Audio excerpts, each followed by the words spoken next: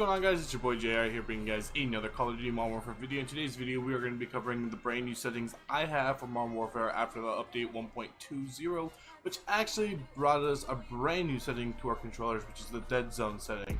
And I will be covering what the dead zone setting is and what I feel like is my personal best setting for the dead zone setting. To start things off here, we're going to go right over to the options, and we're going to go to my controller options. So the best settings I use is stick and move flipped. And I actually just today went back to my scuff, but even though I'm on my scuff controller, I am still going to be using stick and move flip just because I've always been comfortable jumping with the analog stick.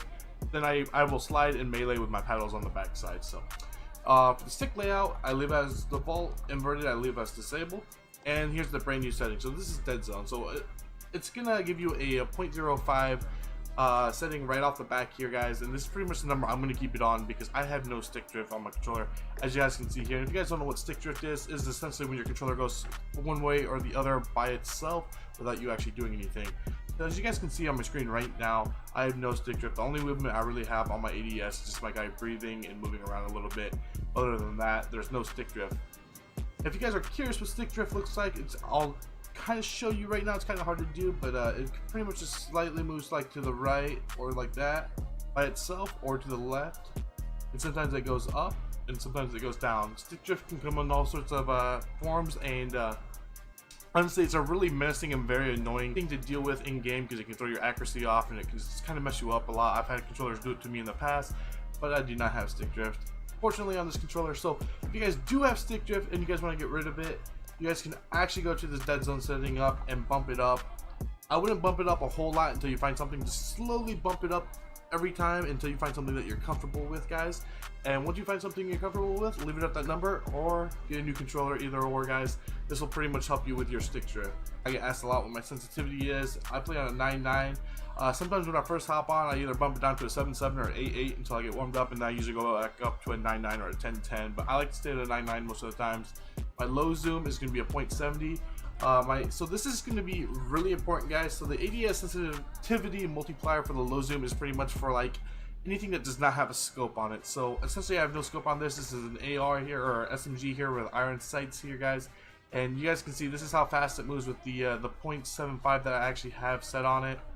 You guys can play with 0.75, 0.70, right in that area. That's pretty much where you guys want it, guys. For the ADS sensitivity multiplier, high zoom is going to be for the sniper rifles. You guys could probably honestly keep this at right at 1, which is what it sets at default. I personally like it at 0.90 personally, guys, but whatever you guys' preferences on that, obviously. But this one right here is definitely a big one. You guys definitely need to keep an eye on that. I personally like my aim response curve type to be standard. Controller vibration, I play disabled. I know there's a lot of people that like to play with it enabled so they can feel when they're getting shot at. I personally feel like it throws off my aim when I'm shooting. It just messes with me mentally, I feel like. Psychologically, I don't know what you guys want to call it. But I definitely leave that disabled, guys. And then my aim assist is going to be standard, guys. So a lot of people also use precision, I know, or focusing. I leave it as standard. Definitely would not disable it. I feel like if you disable it, it's definitely going to mess you up because it's pretty much going to be your aim assist is going to be gone. You're not going to have it, and it's going to be a lot of free aim. Unless you're really good at that, I would honestly just leave it on standard. You can try precision, guys, but yeah. The weapon mount activation, I have ADS and melee. A lot of people actually do that with just ADS when they're right next to a wall. I feel like it messes me up a lot. I like to actually do the ADS melee so that I can choose when I purposely want to mount, so it doesn't just automatically make me mount. The aim down sets behavior I have on hold. I would not put it on tap, just for a simple fact that you have to tap it and tap it again every time you want an ADS in and ADS out. So honestly, hold is just the best way to go. Equipment behavior I have on hold. User reload behavior I have on tap to reload. This is huge though, guys, because on Warzone I actually use contextual tap, guys. So the contextual tap is actually going to make you pick up stuff really quick in Warzone, but it can also mess you up, so you definitely have to get used to it and keep an eye on what you're picking up. Sometimes if you double tap, it'll pick it up and drop it right away. I would honestly not use this in multiplayer though. In multiplayer I would definitely do the tap to reload. On multiplayer with the contextual tap, I was constantly doing that, and I took quite a few nukes because I was picking up weapons off the ground when I was trying to reload. So the depleted ammo switch I have enabled, so this pretty much means that if you run out of ammo, it automatically switches to your secondary. Pretty self-explanatory up in the top right corner there, guys.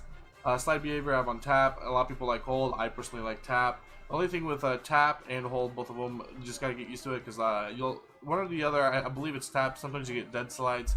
which is very unfortunate. If you guys don't know what dead slide is essentially when you click the slide and it doesn't actually slide, it just makes you crouch. Auto move forward I have disabled, so this is pretty much like auto sprint, makes you just move forward without actually touching your controller. I would not have that enabled unless you're playing Warzone. You may have that enabled, but I prefer not to have it enabled, obviously. Automatic sprint, I do have that enabled, so automatically when I move to sprint or just move in general, it makes me run right away. I like it just for the simple fact that I'm constantly moving. If you guys ever watch my videos, I constantly like to move. Brightness 56, these are all self preferences right here.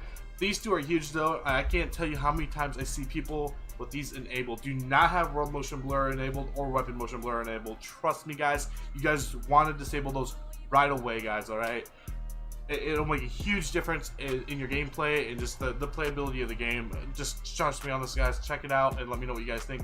I guess I should cover film grain here. I actually have my film grain set all the way down to 0, so I have a lot more clear picture. If you bump it up, it's going to get more pixelated, more grainy looking. You don't really want that. You can play with it a little bit and just find something you prefer. I like to set it at 0. Here's another big one right here, guys. This is the Minimap Shape. This is actually recent. I believe it came in April after Warzone dropped, like the week after Warzone dropped. You can actually change your minimap shape from a circle to a square. It makes your minimap that much bigger, guys, and I prefer it this way a lot more. I can see a lot better. It gives me a lot better view of everything.